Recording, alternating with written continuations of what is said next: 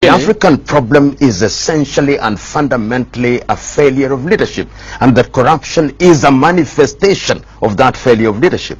The reason why people engage in corruption is because these individuals have no agenda for their countries. The first reason why they want to get into public office is that they want to use public office to feather their nest. They get into public office so that they have prestige. But if you have men and women who are competent, then they will use their office for the benefit of their countries. They will not engage in activities that undermine their countries. I agree with you, therefore, that if Africa were to focus on the question of leadership, and Chinua Achebe of Nigeria, in my view, understands it very well. He says the problem of Africa is simply and squarely a problem of leadership. Your own Aikwe Ama, when you say leadership, yes. Do you mean competence?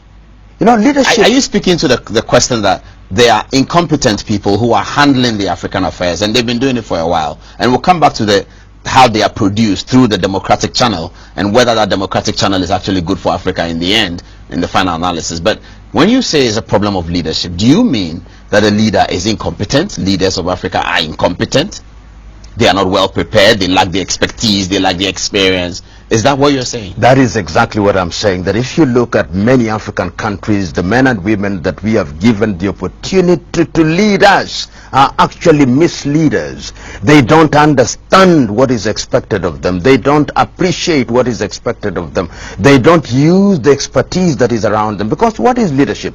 Leadership is the ability to identify professionals and experts in different areas and use the expertise to achieve the overall agenda that is in the interest of the nation, so that you don't have to be an economist to ensure that your country is moving in the right economic direction. Your ability to identify those who have the technical know-how, to use that technical know-how, and to ensure that that technical know-how fulfills the desires of your people, because people have very basic needs. People want food, and therefore you've got to ensure that your agriculture is right. People want medicine in the hospital, to ensure that you have medicine and properly trained personnel. People want infrastructure, to ensure that you have infrastructure.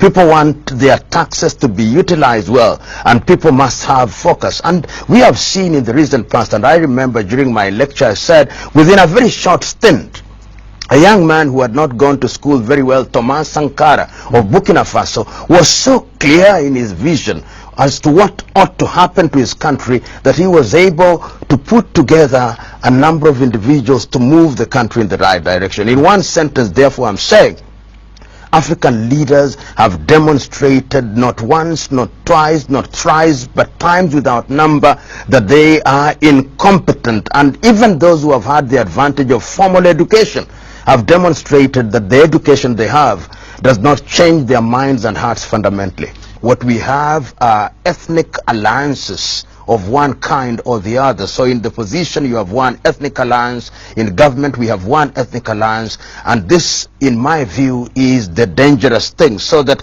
I've said, and I repeat it here, that in Kenya, like most African countries, what we call elections are actually ethnic censors to determine which combination of ethnic groups is larger than the other, then they serve in office. We must liberate ourselves from that.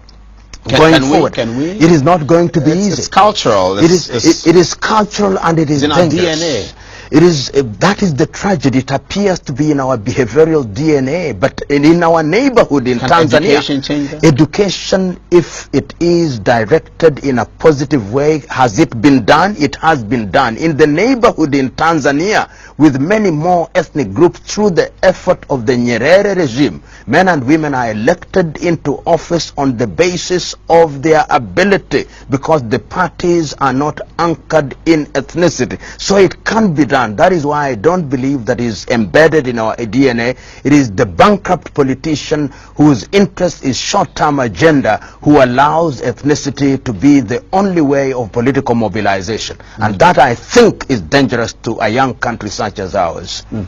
So the African populace, the African illiterate, the default position is that they revert to their default instincts of ethnic association. So that is the next battle. The next battle is to ensure that we tell Africans that political parties are merely vehicles for articulating your interest in agriculture, in education, in health, in infrastructure, and that then becomes the platform of determining whether a political party ought to be elected into office. That is easier said than done.